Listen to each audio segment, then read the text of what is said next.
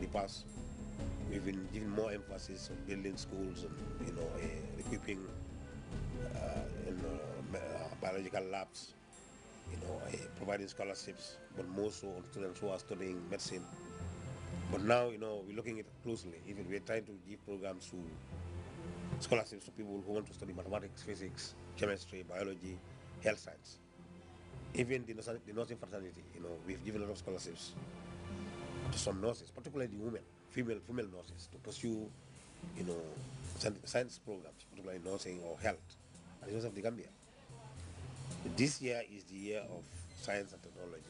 So obviously, it was upon every Gambian, to rally behind us and give us all the financial moral support we need so that together we can build a nation.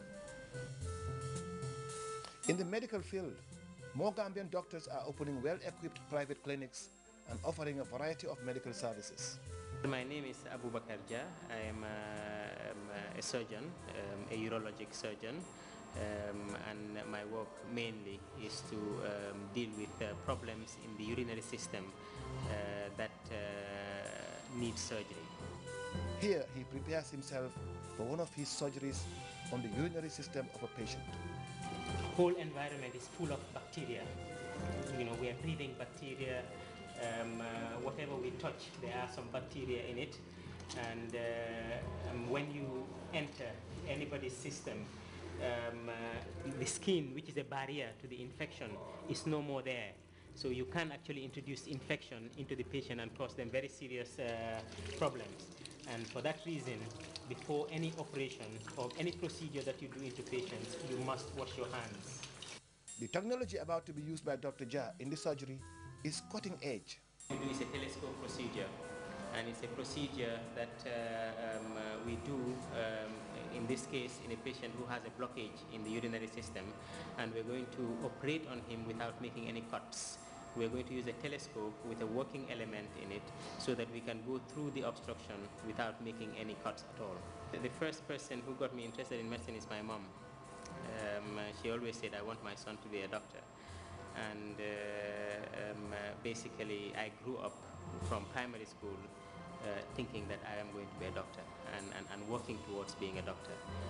And that's how I got interested. Later on during my training, I found out that the whole of the Gambia, we don't have something called a urologist. It's a doctor who deals with the urinary system. And I was able to get an opportunity to get training in urology and come back to the Gambia to offer this service to the country. M for mathematics. Mathematics as a subject is taught in Gambian schools from grade 1. It continues through to university and is a basic requirement for entrance to any university for a degree in science. It is, however, not a popular subject choice for many students. Its importance is lost in the misconception that mathematics is difficult and not a fashionable career. The maths that is in science is enjoyable, and one should aim at understanding maths and doing maths as part of your life.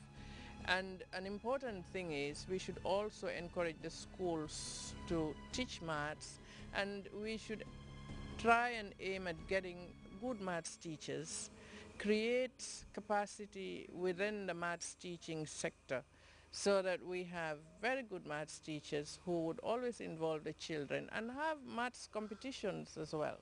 And this would assist us, I hope. For most of the time, science specialists from Africa would find themselves working in the West, where conditions and terms are usually better. So why have our role models decided to stay and serve in their country?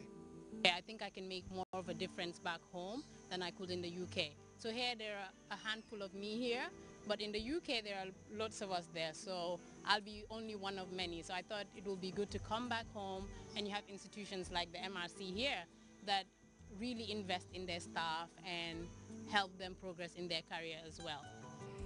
I have chosen to stay and work in the Gambia because first, I am a Gambian, And I thought I should contribute effectively to science participation, and that I should also help create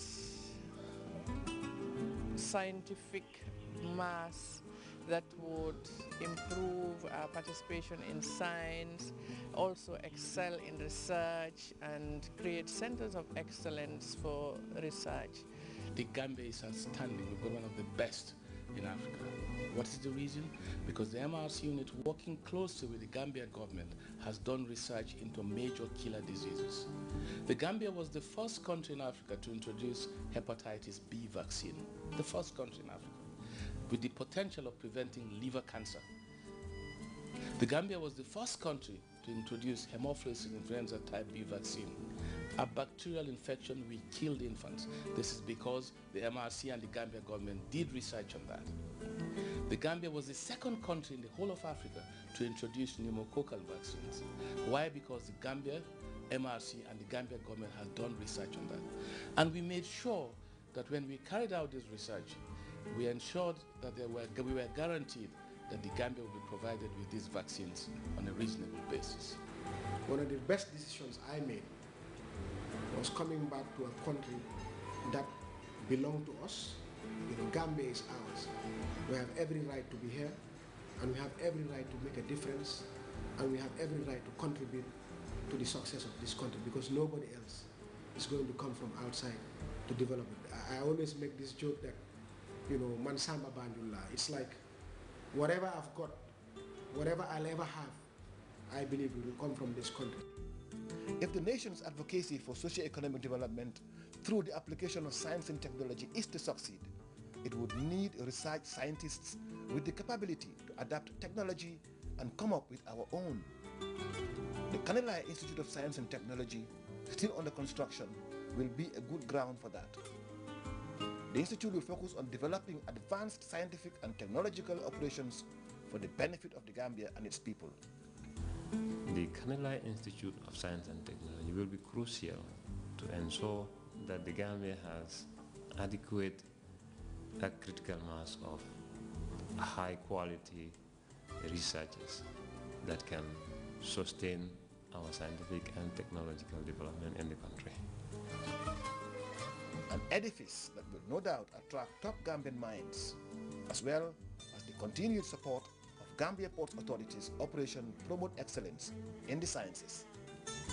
We do initiate some programs, but most of the time we are acting as a facilitator and enhancer of government development policies and programs. But selectively, we feel if we consider on those, if they are achieved,